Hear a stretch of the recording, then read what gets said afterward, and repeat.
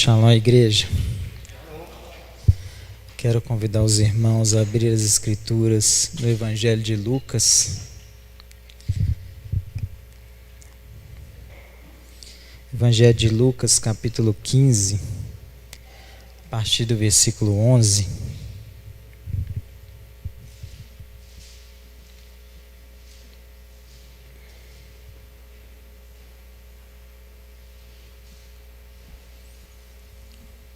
Evangelho de Lucas, capítulo 15, a partir do versículo 11,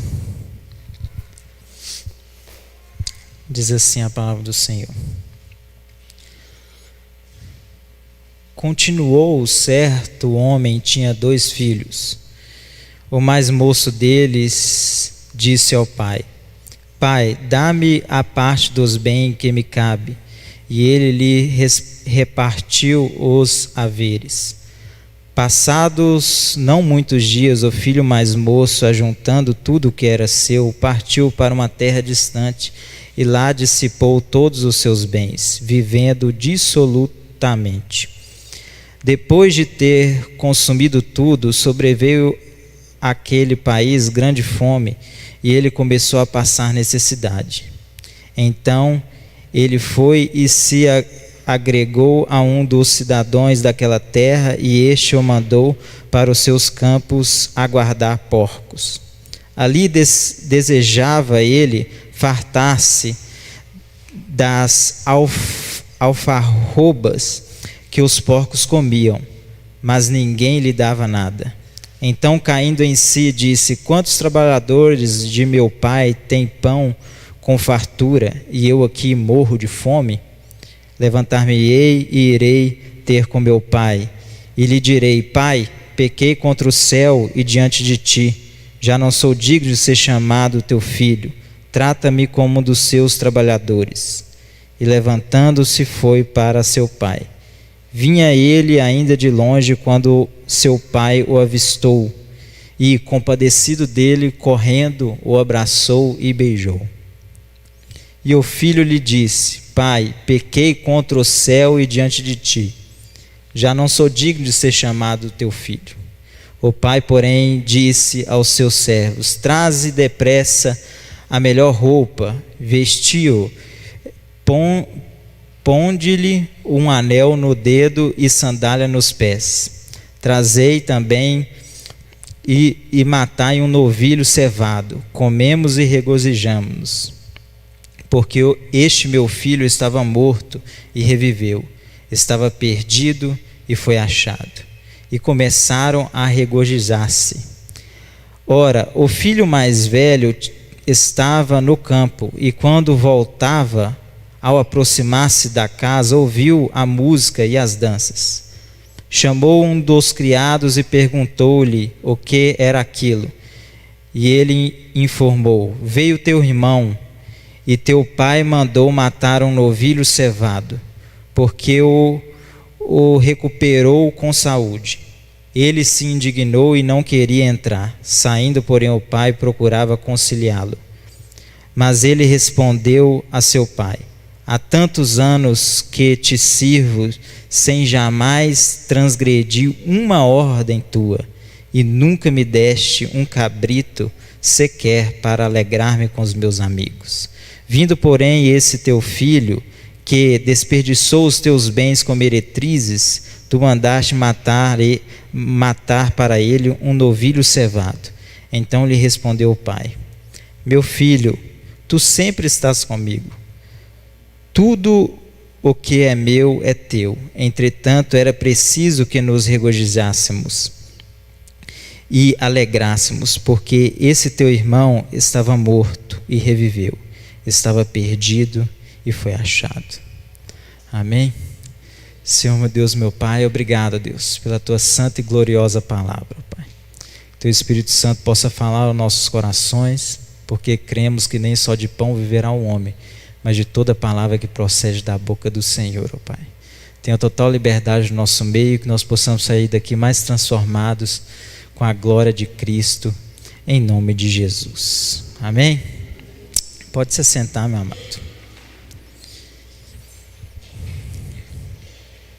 Sabemos que este texto se trata de uma parábola.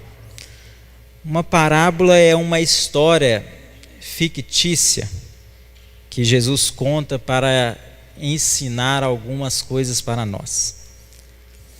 E toda parábola tem muitos ensinamentos para cada um de nós. E eu quero pontuar aqui alguns detalhes nesta parábola com vocês. É uma parábola, uma das mais conhecidas no mundo, quando se fala de parábola de Jesus, porque é uma parábola que toca em qualquer ser humano, porque todo ser humano um dia se sentiu perdido, todo ser humano em um momento da vida se sentiu angustiado, se sentiu sozinho. Esta parábola é uma mensagem do coração de Deus para a humanidade, para todo aquele que quer se voltar para Ele, que quer se aproximar dEle. Esta parábola aqui é uma carta de amor do Pai, para nós que sabemos que éramos ovelhas desgarradas, ovelhas perdidas. Essa parábola aqui revela o coração, o caráter do Pai, o caráter de Deus. Eu quero refletir alguns pontos, alguns detalhes com vocês. Primeiro, que Jesus ele começa contando essa parábola dizendo que este pai ele tinha 2 filhos. No versículo 12 aí, no segundo versículo, diz que o mais moço decidiu sair de casa. Por que Jesus usa na parábola, ele diz que o mais moço decidiu sair? Porque se você olhar estatisticamente, até nos dias de hoje, lidar com a mocidade não é algo fácil. Lidar com o jovem não é algo fácil. O jovem está naquela experiência da vida de conhecimento, tudo é novidade. E aquilo que é novo aos olhos de um jovem, de uma pessoa que está descobrindo o mundo, se torna atraente. Aquilo que eu não conheço se torna algo atrativo, se torna algo atraente. E Jesus começa dizendo que foi justamente o mais moço, mais jovem, que decidiu sair de casa. Hoje em dia é muito difícil nós educarmos a nossa juventude, nós educarmos os nossos filhos. Quanto mais novo, mais difícil é. Porque os nossos filhos eles começam a ir para a escola, eles começam a ser influenciados por outras pessoas. Eles começam a ter descobertas do mundo de coisas positivas e de coisas negativas. E Jesus ele frisa aqui que foi justamente o mais moço que saiu de casa. Porque lidar com a juventude não é algo fácil. É algo que precisa muito do auxílio de Deus, da ajuda de Deus, da sabedoria de Deus. Porque se nós não tivermos sabedoria de Deus para lidar com a mocidade, para lidar com a juventude, nós perdemos eles para o mundo. O mundo se torna atrativo para eles. E o diabo sabe que a igreja de amanhã depende dos jovens de hoje. A igreja de amanhã depende da mocidade de hoje. Então o primeiro detalhe que Jesus deixa aqui para nós, que foi justamente o mais moço que se desviou. A mocidade representa falta de experiência e falta de maturidade na vida também. A mocidade muitas vezes, na juventude nós temos menos maturidade, menos conhecimento das coisas. Então nós somos mais frágeis às tentações do mundo e aos laços do diabo. A Bíblia diz que no versículo 13 então, que este filho mais moço, ele então ajuntou todos os seus bens, que ele havia pegado ali de seu pai, que o seu pai havia repartido, e começou a viver, a palavra usada aqui, dissolutamente, ou seja, gastar sem nenhum critério. Ele começou a desperdiçar aquele recurso que o pai dele havia dado às suas mãos. Um outro ensinamento, outro detalhe que nós podemos observar aqui, que não só para quem é jovem ou para quem é moço apenas, Mas para todos nós, nesse caso, é muito fácil desperdiçar um recurso que não é nosso. É muito fácil desperdiçar um recurso que não foi a gente que suou para conquistar. Esse filho aqui, ele desperdiçou aquele recurso porque não foi ele que plantou. Por isso que muitas vezes Deus honra quando nós decidimos criar o nosso campo de prosperidade, criar os nossos recursos, desenvolver as nossas habilidades, as nossas competências para sermos pessoas prósperas nesse mundo. É muito fácil eu pegar um recurso de outra pessoa e desperdiçar. Foi isso que esse filho fez. E outra coisa que nós conseguimos observar aqui na atitude desse filho mais novo é que ele está pedindo uma herança, uma parte que ele diz que cabe a ele, mas a herança em si, ela só tem legitimidade quando o seu pai morre. O pai dele estava vivo. E muitas vezes o diabo, ele vai calcar na nossa mente, na nossa cabeça, coisas que nós não temos direito.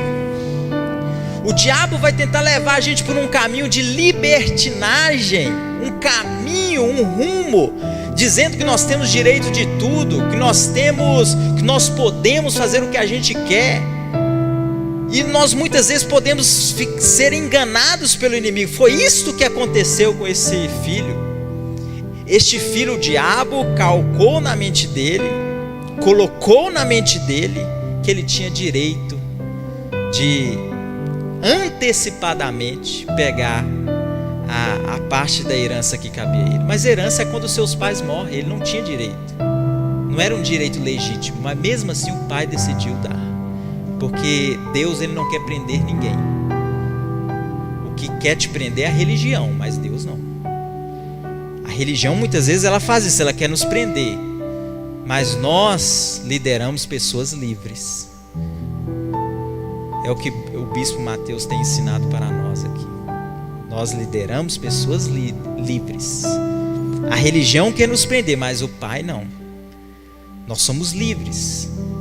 Nós somos livres para seguir para aonde nós seguir os nossos caminhos, seguir Jesus da forma que a gente quiser, desde que esteja nos preceitos e dentro da palavra de Deus. Ou seja, este filho mais moço aqui, ele não tinha legitimidade, ele não tinha direito de pedir a herança, mas ele pediu. E é muitas vezes isso que o diabo faz. Ele coloca na nossa mente direitos que nós realmente não temos, que nós não temos, mas ele coloca na nossa mente. E a Bíblia diz então que ele desperdiçou todo aquele recurso que o pai havia dado ele aí.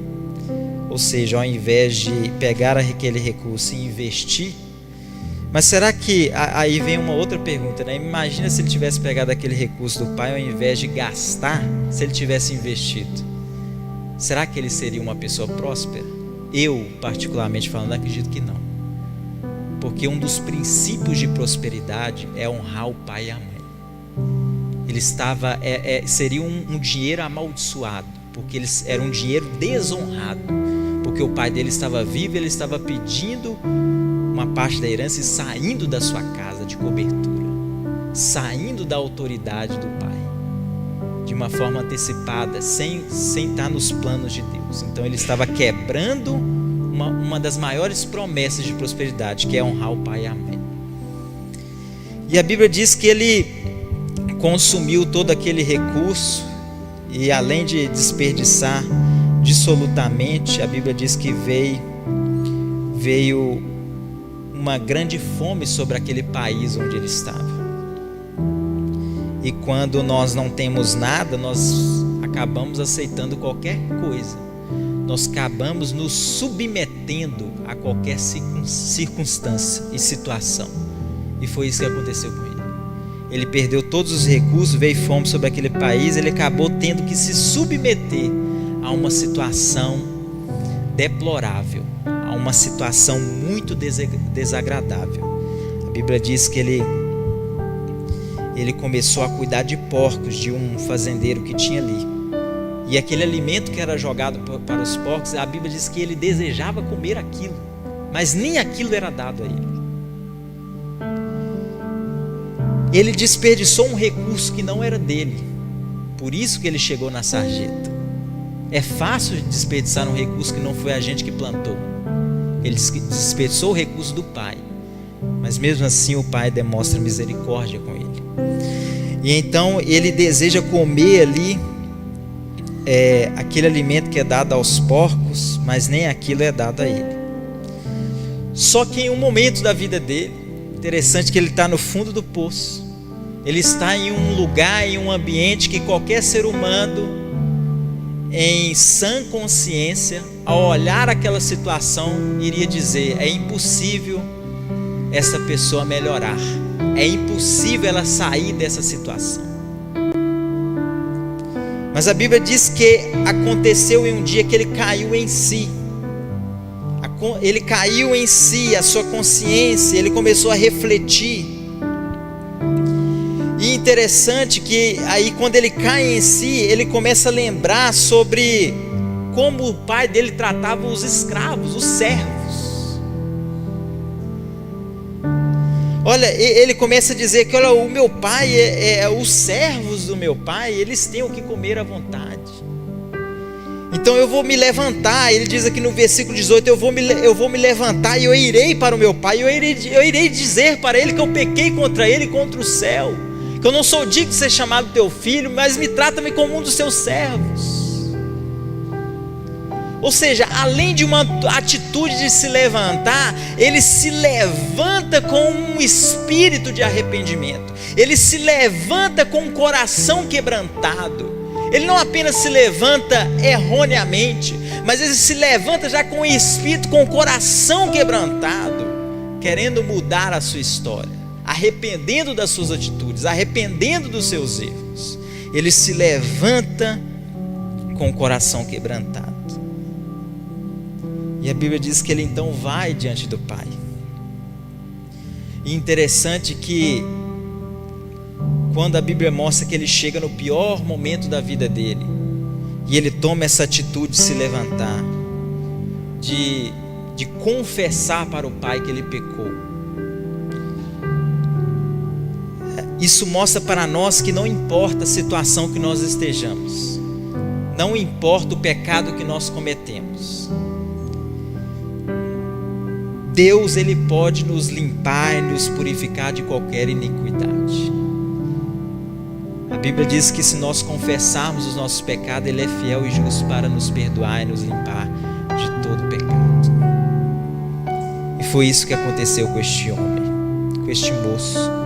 Ele estava ali no pior momento da vida dele, cometeu um pecado horrível, porque naquela época fazer isto, pedir uma herança antecipada dentro daquele contexto, era o mesmo que de virar para o pai e falar assim: olha, eu estou cansado de esperar a sua morte, por que você não morre logo? Me dá a parte que me cabe. Dentro daquele contexto era esse tipo de ofensa que o filho havia cometido. E ele chegou ali no fundo do poço, ele chegou no pior momento da vida dele, mas ele se arrependeu de verdade. Isso mostra para nós que não existe circunstâncias que não pode mudar na nossa vida. Deus tem poder de transformar a circunstância. Basta nós termos uma atitude, basta nós termos um coração quebrantado e querer sair dessa situação. Isso demonstra aqui um Deus de misericórdia. Isso demonstra aqui uma graça infinita, uma misericórdia que se renova sobre nós a cada manhã, como diz Davi. E a Bíblia diz que ele se levantou e ele foi. E quando ele estava ainda de longe, a Bíblia diz que o pai o avistou. E quando o pai o avistou de longe, a Bíblia diz que o pai começou a correr. E então o pai o abraçou e o beijou.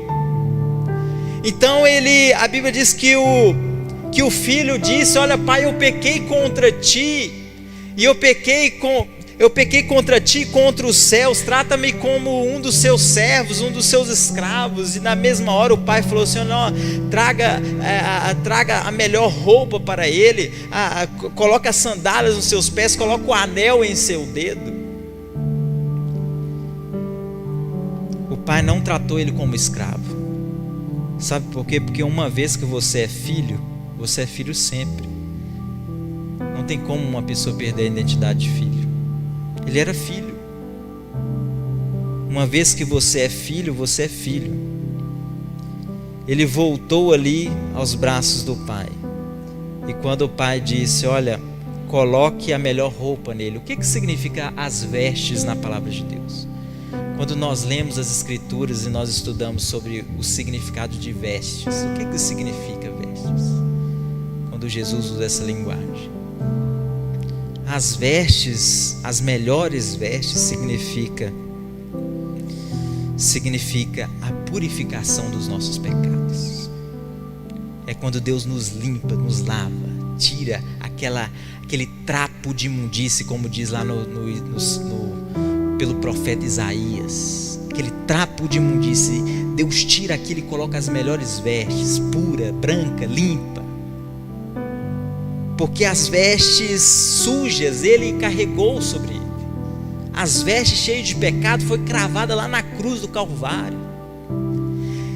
A Bíblia diz que quando Adão e Eva pecaram, quando eles pecaram, a primeira atitude de Deus foi matar um animal lá, pegar o couro daquele animal e cobrir a vergonha deles, colocar uma roupa sobre eles. Aquela roupa ali significa Cristo, significa o perdão de Cristo. A Bíblia diz que o Pai mandou colocar as melhores vestes nele. Isso significa o perdão pelos nossos pecados. Depois a Bíblia diz que que o Pai pediu para colocar um anel em seu dedo. O que significa o anel na palavra de Deus? O que simboliza o anel? O anel simboliza uma aliança. Ou seja, o Pai, Ele perdoa, as vestes significam o perdão dos pecados, e quando o Pai coloca o anel no dedo dele, significa uma nova aliança que Deus está fazendo conosco. Porque Deus é um Deus de aliança. E então Ele começa a fazer uma nova aliança com seu filho. A aliança que Ele havia perdido, Deus renova a aliança com seu filho. E depois a Bíblia diz que o Pai pede para colocar sandálias nos seus pés. Para que nós usamos sandálias? Para proteger os nossos pés na hora que nós caminhamos, na hora que nós prosseguimos. As sandálias aqui significam um propósito de vida, uma caminhada com Jesus.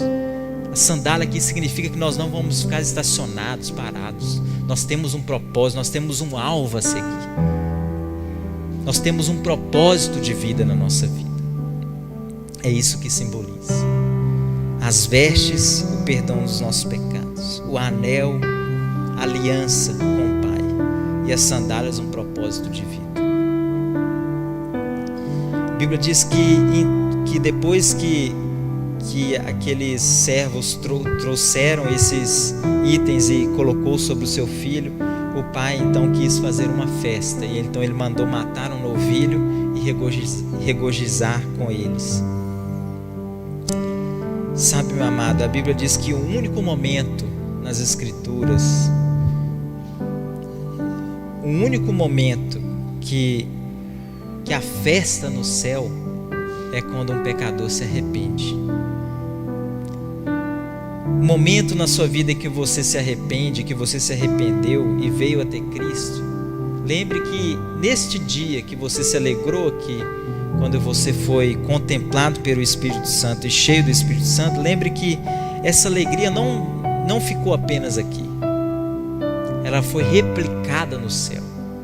Teve festa no céu quando você veio a Cristo. Quando esse filho ele volta para o Pai faz uma festa, porque é assim que o céu age quando nós nos arrependemos, quando nós voltamos para Jesus. O coração do Pai se alegra, o coração de Deus entra em festa, os anjos se alegram com o Pai. Eles fizeram uma festa para alegrar o retorno do filho, que estava perdido, mas foi achado. Estava morto, mas reviveu. Porque Deus é especialista em pegar situações adversas, situações de maldição, e transformar em bênção. Ele é especialista nisso. E a Bíblia diz que assim que a festa começa, o outro filho mais velho estava no campo, e ele ouve a voz da festa.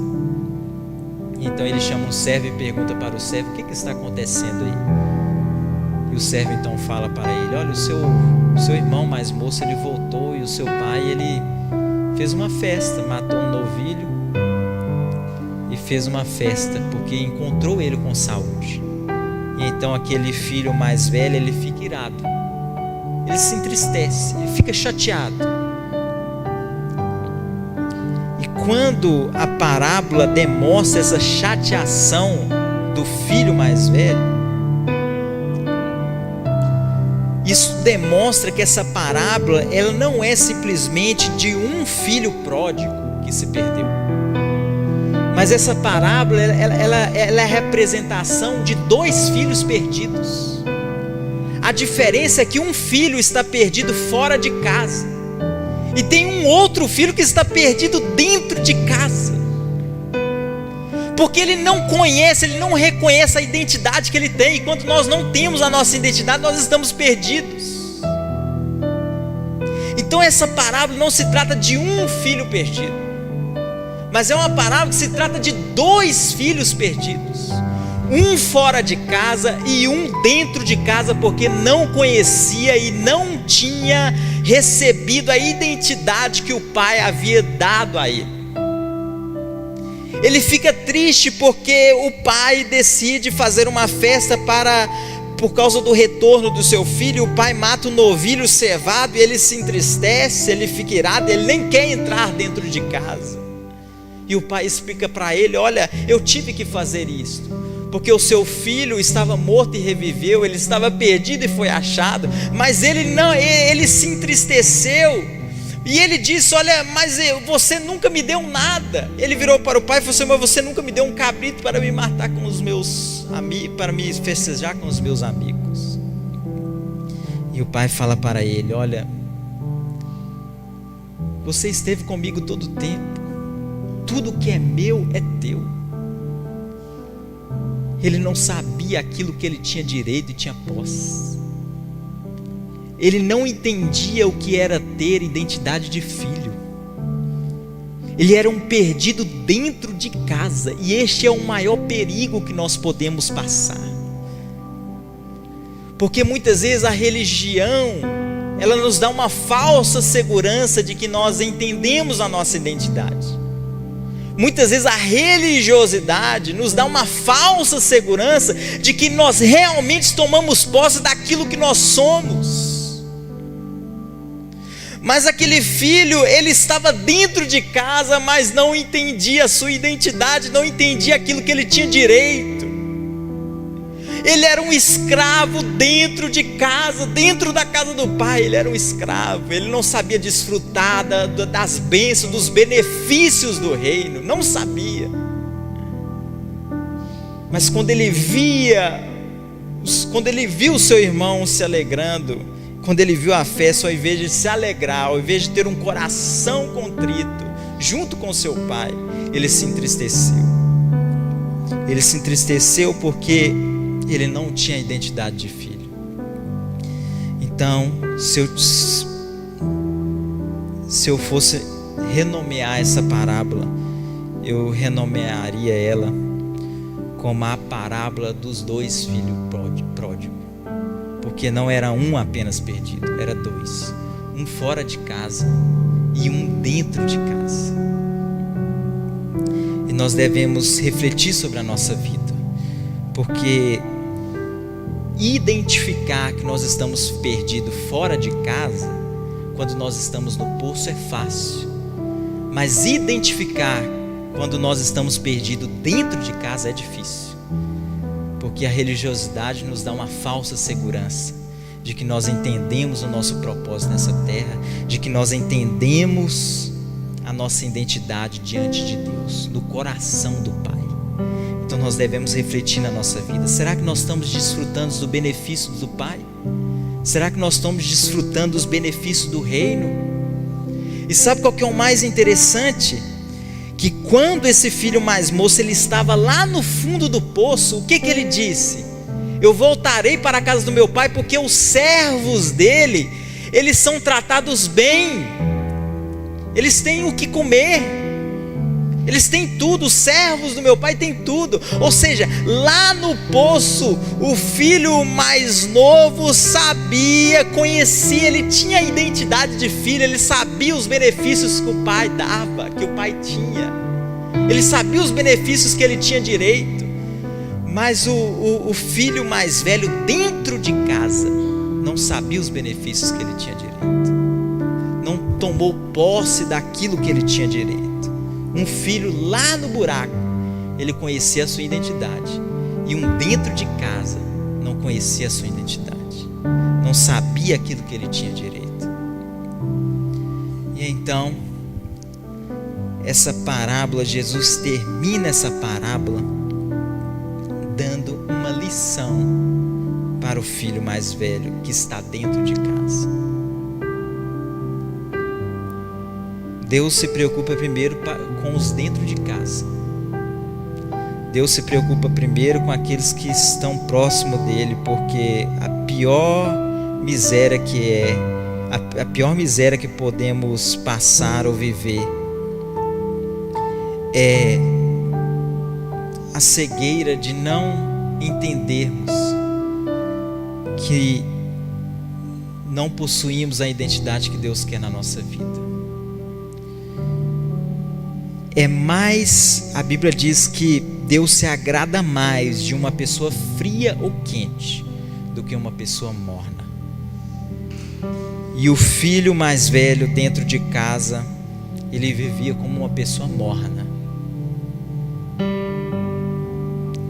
Ele não desfrutava dos benefícios da sua identidade que ele tinha com o Pai. Interessante que ele fala aqui: olha, o Senhor nunca me deu um cabrito para me festejar com os meus amigos. Mas será que ele não deveria ter dito: olha, o Senhor nunca me deu um cabrito para festejarmos juntos? Porque os amigos não estão em primeiro plano na nossa vida. Primeiro é a família, primeiro é o pai, primeiro é o irmão. A nossa casa vem em primeiro lugar. A Bíblia diz que o homem que não prioriza a sua casa, não olha para os de casa, ele é pior que o incrédulo. Ele queria um cabrito para comer com seus amigos. Será que ele preocupava com o amor do pai? Será que ele preocupava com seu irmão? A Bíblia está dizendo que ele se irou quando seu irmão voltou. Então, reconhecer que estamos na pior ou no buraco, quando estamos lá fora, é fácil. Mas reconhecer que precisamos de mudança dentro de casa é difícil. Dentro da casa do Pai é difícil. Reconhecer que nós precisamos melhorar, que nós precisamos mudar, que nós precisamos refletir todos os dias na nossa vida, se nós realmente temos a identidade que Ele prometeu para nós, que nós estamos desfrutando dos benefícios de Deus na nossa vida. Porque Deus é amor e misericórdia. E assim como Ele exerceu misericórdia para aquele filho que se perdeu, mesmo esse filho rebelde dentro de casa, o Pai aqui, que representa o próprio Deus, demonstrou misericórdia e continuou dando conselho e ensinando ele sobre misericórdia, sobre ter misericórdia. A parábola encerra sobre Deus ensinando o que é ter misericórdia com os que estão lá fora e os que estão dentro. Porque Deus exerce misericórdia para aquele filho que se perdeu e para aquele filho que está dentro de casa, mas ainda não recebeu a identidade de filho, não entendeu a identidade e não soube desfrutar dos benefícios do Pai, do amor do Pai, do aconchego do Pai, do abraço do Pai, do beijo do Pai.